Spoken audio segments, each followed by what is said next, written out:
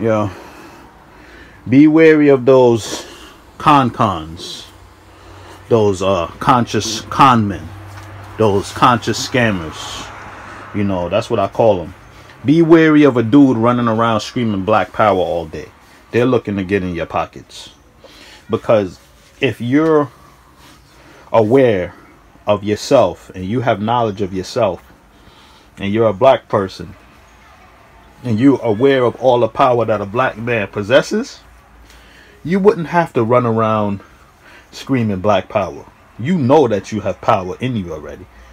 So you won't have to preach it and you won't have to speak it because it's in you and you're trying to reach it. You'll be spending time trying to attain it than trying to explain it. You get what I'm saying? These dudes are teaching you wrong. They're just there to get you emotionally riled up like a reverend, so you could drop some money in that offering. So be wary of the cons, the conscious con men, because that's what a bunch of them are. They are in the system. They're working with the so-called white supremacy, because I believe in white supremacy to a certain extent. And when I say believe, I mean like when you have power over real estate and power over money and all that stuff, you have power. So there's a supremacy in that. But if you're the number one consumer, you have black power. See, you can't have a person in business without the customers. So if you're a customer of white supremacy, you're funding your own oppression. You know, so I say be wary of the cons, because they're actually salesmen for white supremacy. You get it?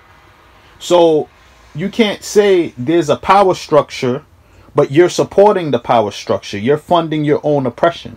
You don't own your oppression, you're funding it.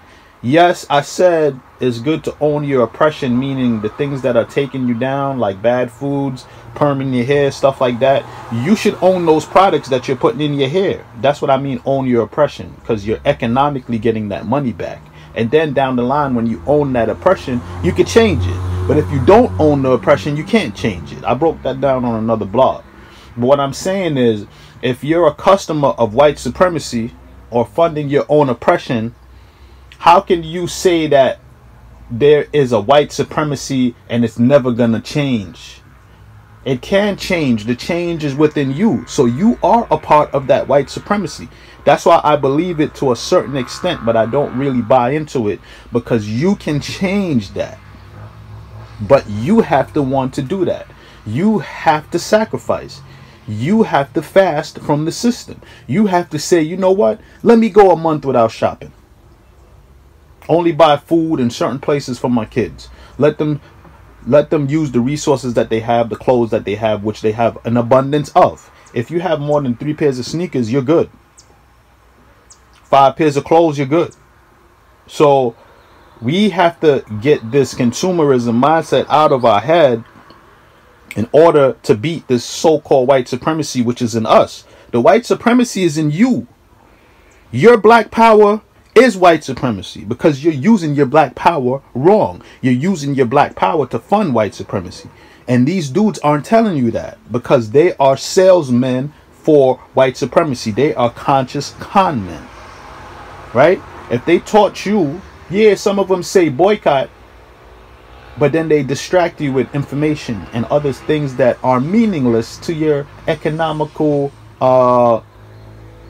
what's he call that? Economical gains or whatever. So once they start teaching the right way, then they will, you know, that's when the system will come after them, though. And they know this. They know that they'll get clipped if they start teaching you the right way. But you're the reason why white supremacy exists, because you're not changing your ways. And okay, I get it.